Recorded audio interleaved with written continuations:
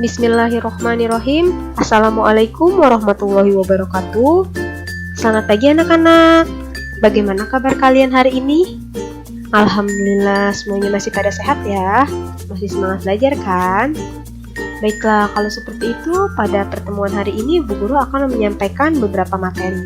Nah, sebelum kalian belajar, jangan lupa untuk berdoa ya, agar kalian diberi kemudahan dan kelancaran selama pembelajaran hari ini. Nah, untuk materi selanjutnya yaitu tentang daur hidup hewan. Kemarin kita sudah membahas beberapa daur hidup hewan dan apa itu daur hidup. Nah, sekarang Ibu akan membahas tentang daur hidup hewan katak. Nah, katak merupakan hewan yang berkembang biak dengan cara bertelur. Katak ini mengalami 4 tahapan perubahan bentuk pada tiap tahapan daur hidupnya, yang sama seperti kupu-kupu dan lebah madu. 4 tahapan itu dimulai dari telur, lalu berubah menjadi berudu, tumbuh menjadi katak muda, lalu menjadi katak dewasa. Di sini kalian bisa lihat ada daur hidup katak. Kita lihat ya, yang pertama itu tahapan yang pertama adalah telur. Nah, katak berkembang biak dengan cara bertelur di dalam air. Nah, setelah kurang lebih dari 10 hari, telur akan menetas dan berubah menjadi berudu. Jadi tahapan keduanya yaitu berudu. Lalu setelah itu, beberapa minggu kemudian berudu akan tumbuh kedua kaki dan ekornya, sehingga disebut dengan katak muda berekor. Jadi tahapan ketiganya yaitu katak muda atau katak berekor. Setelah itu, setelah pertumbuhan anggota tubuhnya sempurna, katak muda berubah menjadi katak dewasa. Jadi yang tadinya dia hanya memiliki anggota tubuh kedua kaki dan ekor, setelah anggota tubuhnya lengkap berubah menjadi katak dewasa. Nah, lalu katak dewasa pun bertelur lagi. Begitulah daur hidup katak. Jadi siklusnya berulang ya.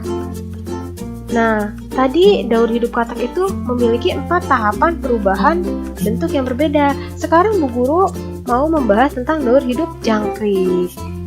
Ada perbedaan daur hidup katak dan jangkrik. Apa itu? Nanti kita lihat ya. Nah, jangkrik ini adalah hewan sejenis serangga yang hidup di sawah dan di kebun.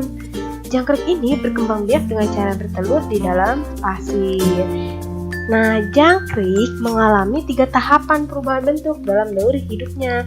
Jadi perbedaan dengan katak yaitu kalau katak memiliki 4 tahapan perubahan bentuk dalam daur hidupnya, sedangkan jangkrik memiliki 3 tahapan perubahan bentuk dalam daur hidupnya. Apa saja daur hidup jangkrik? Yang pertama yaitu telur. Jangkrik betina meletakkan telurnya di dalam pasir. Lalu telur jangkrik menetas berupa anak jangkrik atau yang kita sebut dengan nimfa. Nah, pada fase nimfa ini belum terdapat sayap dan terjadi pergantian kulit sebanyak 6-8 kali.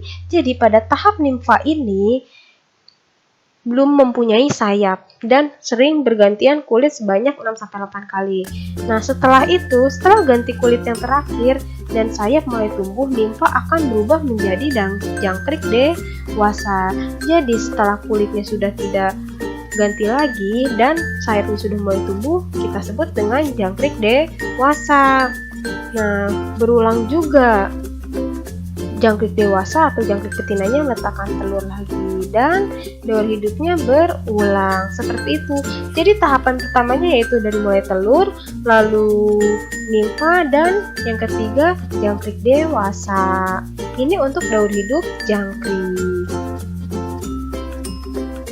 Tidak hanya jangkrik yang memiliki 3 tahapan perubahan bentuk dalam daur hidupnya, tetapi ada hewan lain seperti belalang, kecoa, lalu apalagi serangganya seperti capung, seperti itu.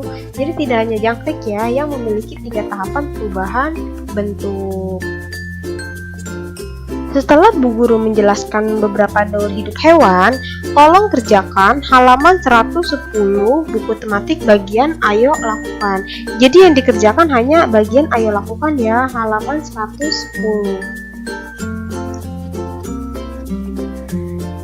Untuk materi selanjutnya yaitu tentang perkalian bilangan.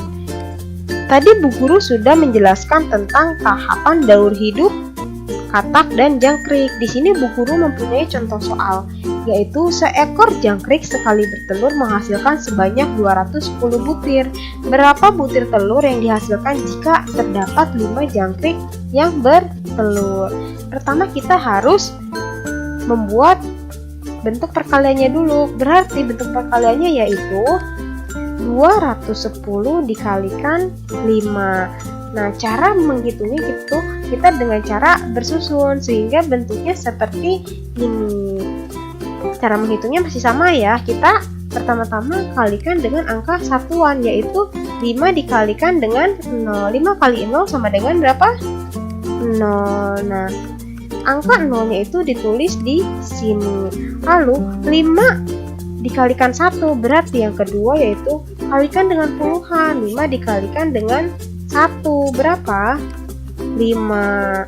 Nah, angka 5-nya ditaruh di sini sejajar dengan angka 1. Lalu yang ketiga yaitu kita kalikan dengan ratusan. Berarti 5 dikalikan dengan 2. Berapa 5 kali 2? 10. Angka 10-nya ditaruh di sini sejajar dengan angka 2 ya. Nah, jangan lupa kita beri titik. Nah, jadi telur yang dihasilkan 5 ekor jangkrik tersebut sebanyak 1050 butir. Mudah kan cara mengerjakan soal dengan cara bersusun? Nah, di sini Bu Guru mempunyai tugas, yaitu tolong kerjakan halaman 113 buku tematik bagian Ayo Berlatih ya. Jadi, kerjakannya halaman 113. Jangan lupa untuk dikerjakan ya. Untuk materi selanjutnya yaitu tentang menghargai perbedaan. Nah, di sini ada gambar bahwa ada anak kecil yang menakuti anak perempuan dengan seekor katak. Nah, pada hari ini kita sudah belajar tentang pertumbuhan katak dan jangkrik. Apakah kamu takut dengan katak dan jangkrik? Katak dan jangkrik ini sebenarnya bukan hewan buas, tetapi sebagian orang takut dengan hewan tersebut jika ada yang menakut-nakutinya. Nah, dari gambar tersebut bisa kita lihat bahwa setiap orang itu memiliki rasa takut dan keberanian yang berbeda-beda terhadap hewan tertentu. Nah, misalnya kalian ada yang takut dengan jangkrik. Nah, rasa keberanian dan rasa takut itu kan berbeda-beda. Jadi, kalau ada temanmu yang takut dengan hewan, bersikaplah untuk menghargainya.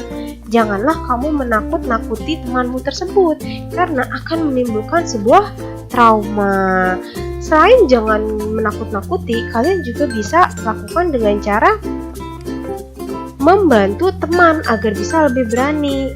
Tetapi tidak boleh memaksakan. Misalnya, ada teman kalian yang takut dengan seekor jangkrik. Kalian bisa bantu teman kalian agar lebih berani terhadap jangkrik dengan cara aku yang pegang jangkriknya supaya tidak lepas. Kamu boleh melihat jangkrik tersebut. Kamu nggak usah takut, nggak apa-apa kok. Kan aku pegang jangkriknya, jadi nggak bakal lepas. Seperti itu, kalian bisa lakukan hal itu. Tetapi apabila teman kalian tetap menolak untuk melihat jangkrik atau memegang jangkrik, kalian tidak boleh memaksakan. Kalian harus menghargai penolakan tersebut. Nah, dari sikap tersebut, sikap membantu dan menghargai teman itu termasuk dalam pengamalan Pancasila sila kedua yang dilambangkan dengan rantai emas. Bagaimana bunyi Pancasila sila kedua? Bunyinya yaitu kemanusiaan yang adil dan beradab. Untuk materi hari ini sudah cukup. Bu Guru tutup. Wabillahi taufiq wal hidayah. Wassalamualaikum warahmatullahi wabarakatuh. Selamat belajar dan selamat mengerjakan ya. Semangat!